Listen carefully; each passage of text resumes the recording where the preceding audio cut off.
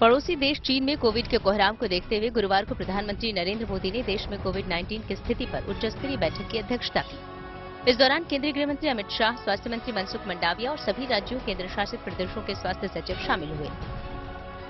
इस बैठक में कोरोना के नए वेरिएंट के खिलाफ लड़ाई के एक्शन प्लान पर चर्चा हुई। बैठक में पीएम मोदी ने कोरोना मामलों की सख्त निगरानी की नसीहत देते हुए भीड़ भरे सार्वजनिक स्थानों पर मास्क पहनने, टेस्टिंग बढ़ाने और जीनोमिक सीक्वेंसिंग का आग्रह किया। पीएम ने बुजुर्गों और खतरे की जद में आने वाले कमजोर इम्यूनिटी वाले लोगों के लिए प्रिकॉशन डोज बढ़ाने पर भी जोर दिया।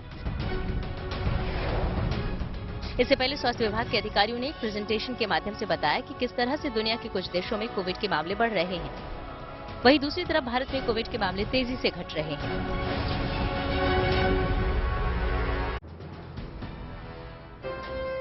चीन के कोरोना से चिंता हुई तो संसद में मास्क वाले दिनों की झलक मिली। लोकसभा के स्पीकर ओम बिरला और राज्यसभा के सभापति जगदीप धनखड़ मास्क में नजर आए। इसके अलावा सांसद भी मास्क के साथ मुस्तैद दिखे और जब राज्यसभा की कार्यवाही में शामिल होने के लिए पीएम मोदी पहुंचे तो मास्क के साथ ही पहुंचे। संसद में एहतियातन एंट्री से पहले सांसदों को मास्क दिए गए और सभी ने इसका पालन भी किया। लोकसभा स्पीकर ओम बिरला ने सभी सांसदों से सत्र की कार्यवाही के दौरान मास्क पहनने की अपील की और सामूहिक भागीदारी से कोरोना को मात देने का भरोसा भी जताया। कोविड-19 से संबंधित आवश्यक सुरक्षा उपायों के पालन करने की सलाह दी है।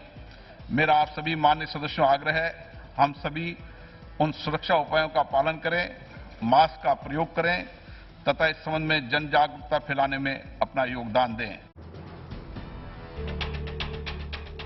क्रिसमस और नए साल के स्वागत से पहले चीन और अमेरिका समेत दुनिया भर में कोरोना के मामले बढ़ने लगे हैं।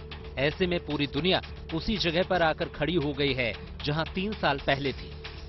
लेकिन भारत को इससे डरने की बिल्कुल भी जरूरत नहीं है, बल्कि अलर्ट रहने की जरूरत है, क्योंकि जानकार मानते हैं कि चीन और भारत के हालात में काफी अंतर है। इसलिए पैनिक होने की नहीं, बस सावधानी बरतने की जरूरत है।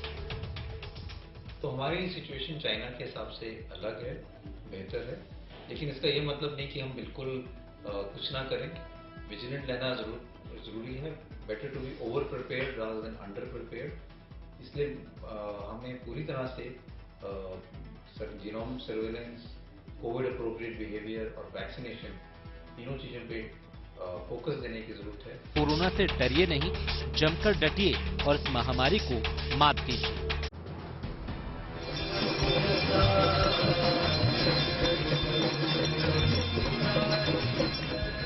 चीन में बढ़ती कोरोना महामारी ने पूरी दुनिया को एक बार फिर चिंता में डाल दिया है। भारत में भी इस महामारी को लेकर लोगों में सतर्कता देखने को मिल रही है। ये तस्वीरें बनारस के अस्सी घाट की हैं। शाम का वक्त है और यहाँ गंगा आरती हो रही है। खास बात यह है कि आरती कर रहे अर्चक और आरती में शामिल लोग मास्क लगाए हुए हैं। गुरुवार को राजधानी लखनऊ में कोविड प्रबंधक की उच्च स्तरीय टीम की बैठक हुई। इस दौरान उत्तर प्रदेश के मुख्यमंत्री योगी आदित्यनाथ ने लोगों से मास्क पहनने और सोशल डिस्टेंसिंग की अपील की, जिसका असर काशी में हो रही इस संध्या गंगा आरती में देखने को मिला।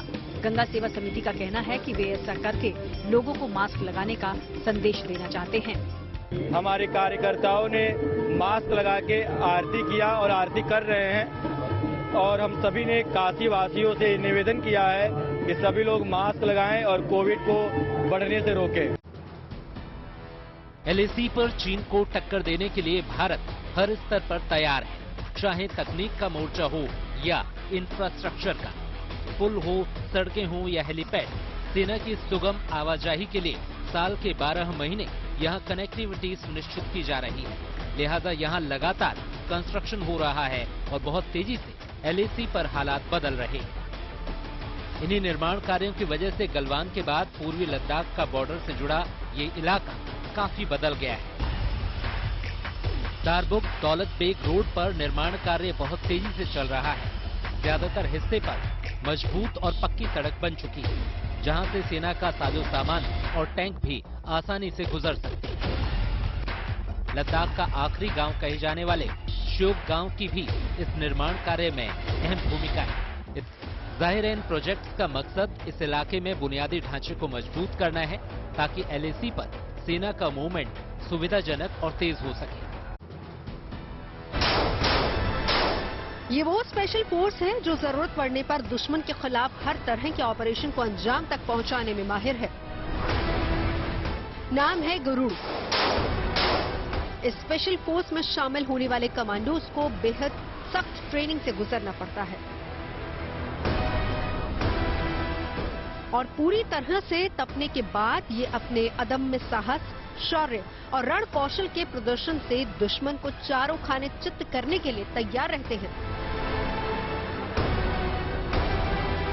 आतंकवाद के खात्मे और सरहद पर दुश्मनों से सीधे मुकाबले के लिए वायुसेना के गरुड़ कमांडोज को नई भूमिका में तैयार किया जा रहा है।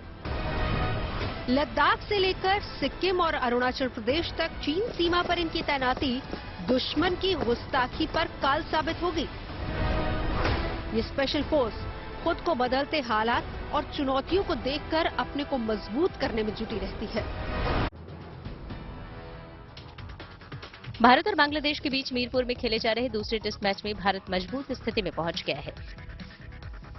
आज दूसरे दिन के खेल में भारत अपनी स्थिति और मजबूत करने के लिए उतरेगा।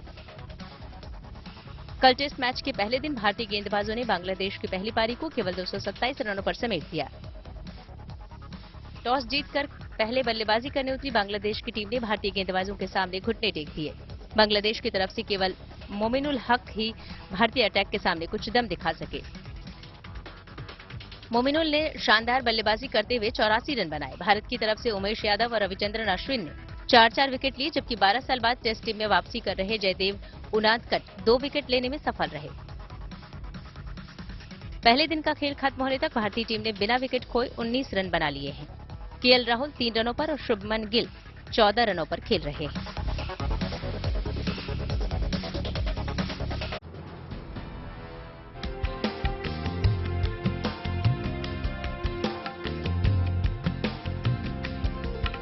देश के अलग अलग हिस्सों में क्रिसमस की तैयारियां जोर शोर से की जा रही है।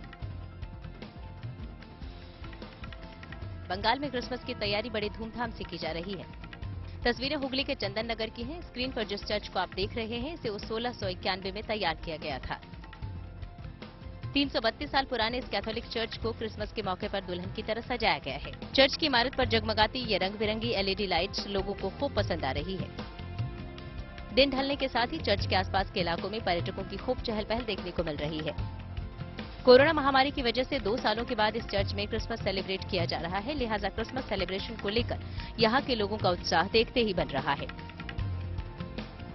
सेक्रेड हार्ट चर्च के प्रबंधकों का कहना है कि क्रिसमस वाले दिन यहां स्पेशल म्यूजिकल प्रोग्राम का आयोजन किया जाएगा, जिसमें यहां के स्थानीय कलाकार हिस्सा ले सकेंगे।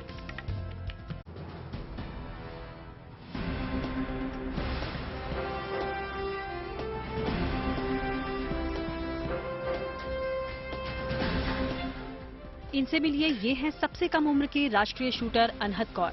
अनहद पंजाब के गुरदासपुर की रहने वाली हैं, जिन्होंने कम समय में राष्ट्रीय स्तर के खिलाड़ियों में अपना नाम दर्ज करवा लिया है।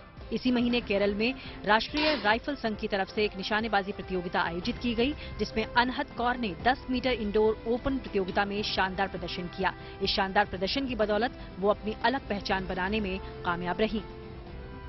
तैयार की सी ਤੇ 5 ਮਹੀਨੇ 1 ਮਹੀਨੇ ਦੇ ਵਿੱਚ ਹੀ ਬੱਚਿਆਂ ਨੇ ਜਦੋਂ ਰੇਂਜ ਚੋਂ ਇਨਸਪਾਇਰ ਹੋਏ, ਉਹਨਾਂ ਬੱਚਿਆਂ ਨੇ ਬੜੇ ਹੱਸ ਕੇ ਇਹ ਗੇਮ ਨੂੰ ਚੁਣਿਆ ਅਤੇ ਬਹੁਤ ਸੋਹਣੀਆਂ ਉਪਲਬਧੀਆਂ ਹਾਸਲ ਕਰ ਰਹੇ ਨੇ। ਬੱਚੇ ਨੈਸ਼ਨਲ ਤੱਕ ਪਹੁੰਚ ਰਹੇ ਨੇ।